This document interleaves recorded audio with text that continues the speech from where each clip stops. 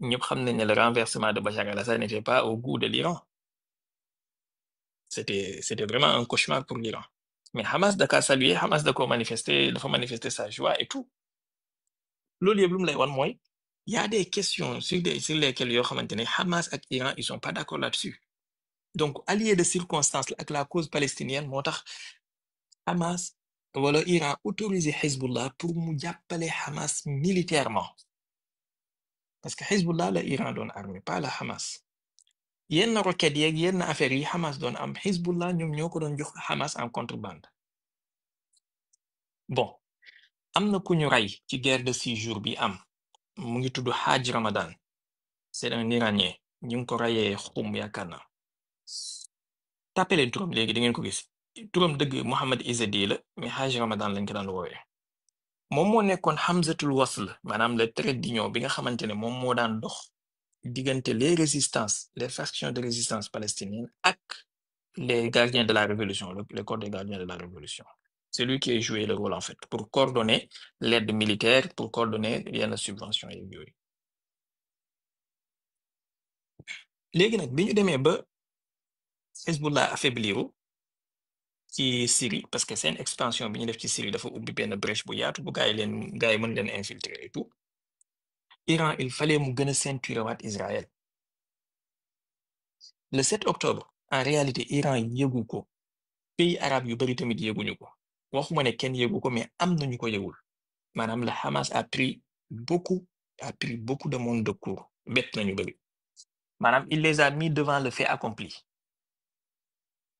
lii moo tax yenn pays arabes yu bari après dañoo mere Hamas parce que dañ ne Hamas dugal na leen ci benn pétrin boo xamante ne nii ils seront obligés de soit afficher leur soutien soit de rester neutre ainsi de suite mais les services de renseignement xamoon nañu li xew surtout service de renseignement israélien ak service Turquie ak service égyptien yi d'ailleurs service égyptien yi ñoom wax nañ ne alerte nañ israéliens yi des jours à l'avance qu'il y a quelque chose qui se tramait et même le jour J bi attaque bi amee mais il a fallu des heures et des heures pour que l'armée israélienne intervienne donc ils ont laissé faire pendant des heures et des heures lii yëpp boo ci yokkee la directive Hannibal bi ma la wax ni que ne moom lañu appliqué ci jour boobu noonu en réalité ñi ëpp ci ñi dee ci jour boobu noonu armée israélienne bi moo leen rey lii ce n'est pas complotiste de le dire ñoom ñoo ko bindal seen bopp ñoom ñoo wax directive Hannibal la ñu appliqué donc ñi ëpp ci ñi dee ci jour boobu noonu armée israélienne bi moo leen rey à la Hamas maintenant sur la question des otages et autres Hamas actuellement mënul rey otage yëpp parce que otage yi moom rek mooy carte bi pour négocier moom rek mooy carte bi mu am pour négocier maanaam su pertee carte otage yi amatul benn carte bu muy teg sur la table te dans une négociation pour nga am looy demander en échange il faut nga mën a am loo joxe en échange man li ma yaakaar xëy na ma daaneel li ma yaakaar mooy la Hamas tôt ou tard sera évincé ci landerneau politique bi ci Gaza parce que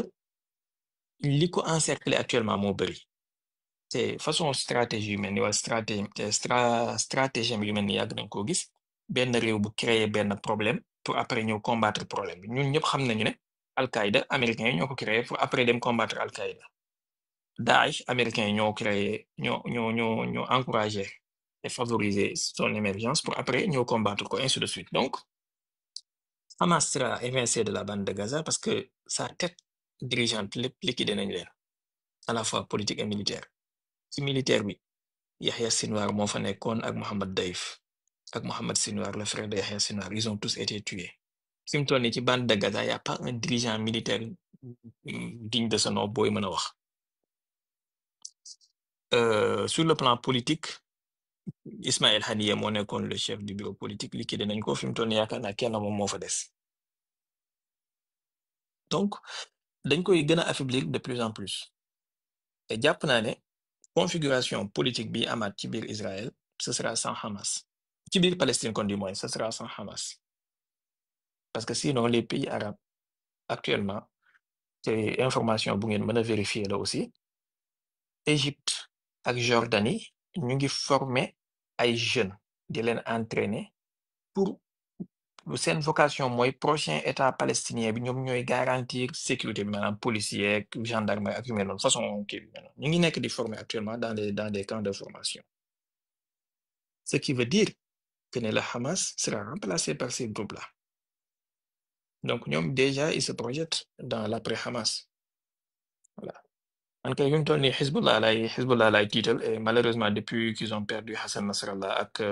les forces Ridwan ils vont s'affaiblir de plus en plus et le Liban risque de sombrer ci benn guerre civile suñu moytuwul voire même une division connaissant problème démographique ak confessionnel bi am ci Liban les maronites les sunnites les chiites c'est très compliqué maanaam le président il faut qu'il soit un chrétien le premier ministre il faut qu'il soit un musulman sunnite le président du parlement il faut qu'il soit un musulman chiite donc ñoom ñëpp dañoo war a am ñu leen représenter loolu bu exploser te actuellement sur la scène politique libanaise les chiites et les chrétiens wala une partie des chrétiens soutiennent le Hezbollah c'est une partie des chrétiens et les davantage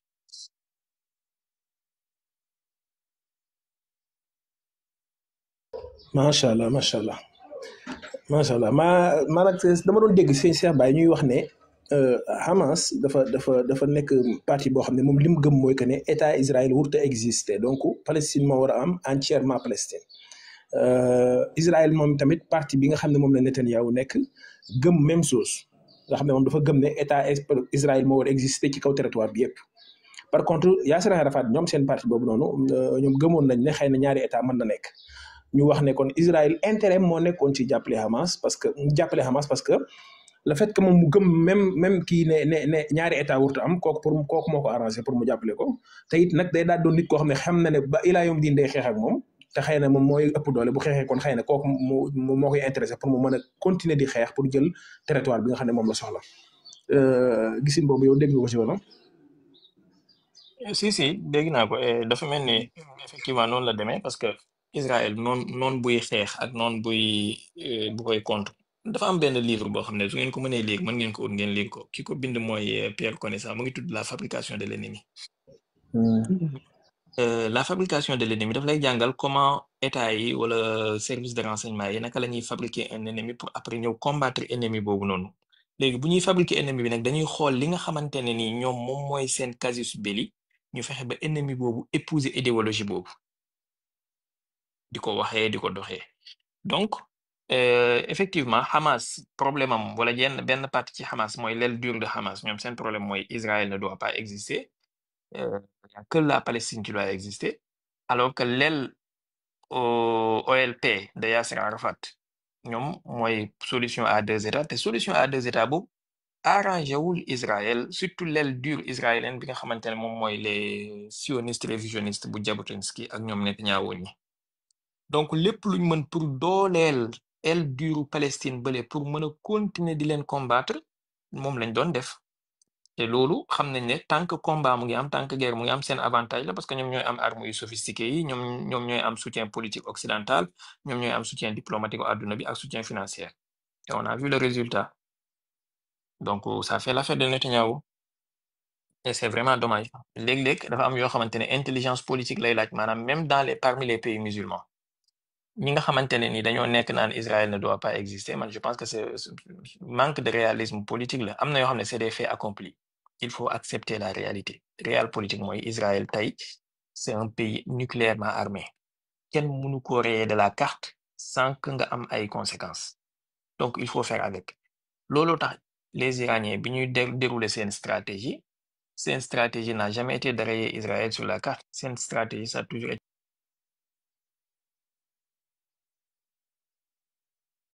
menace militaire que représente Israël mooy en désactivant ses systèmes de défense en dégradant sa capacité de se défendre ainsi de suite maanaam daal jusqu'à ce que Israël se rende compte que lii fu mu ko jëmee baaxul mu arrêté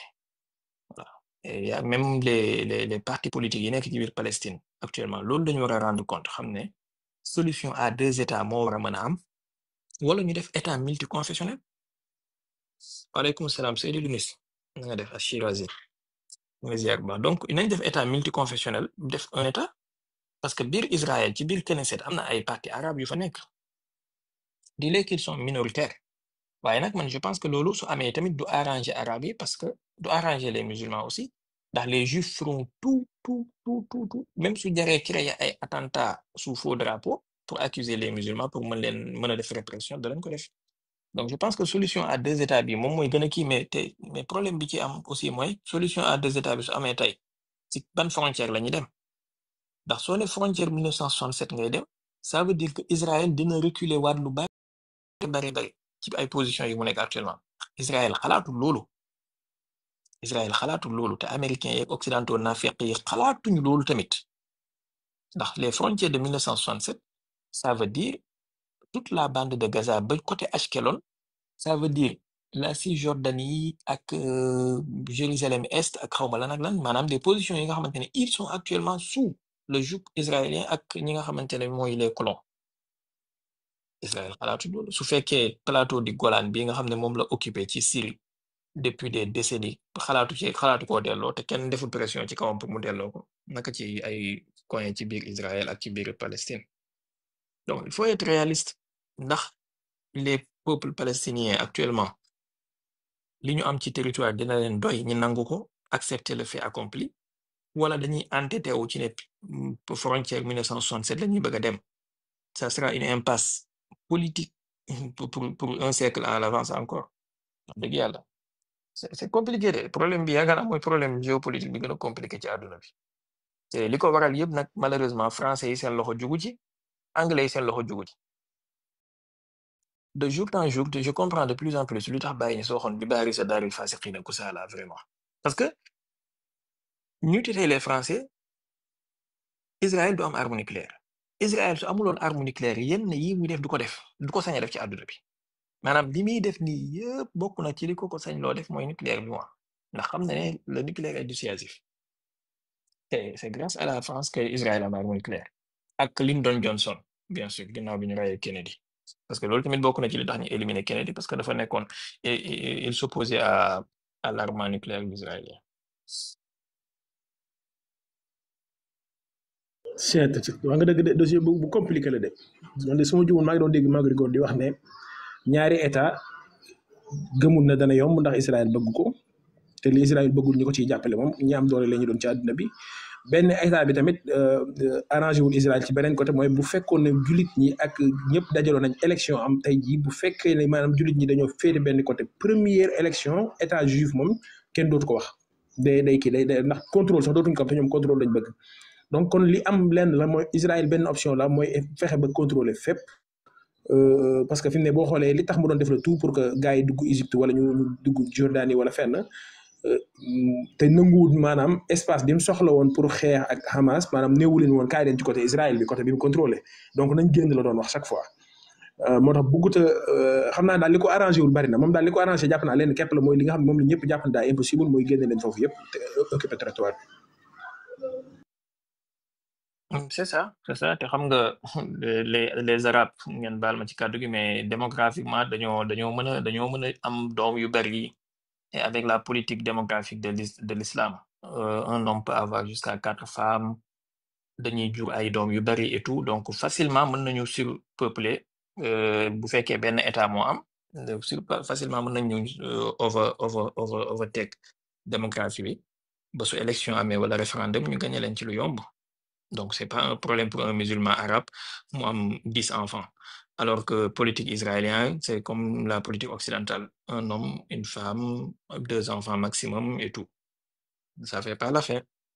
ak tamit seen idéologie woke yi ñi am nekk idéologie LGBT yu mel noonu ça fait que seen démographie ça va reculer de plus en plus donc à long terme politique un état du leen arranger parce que dañ leen di overtake ci démographie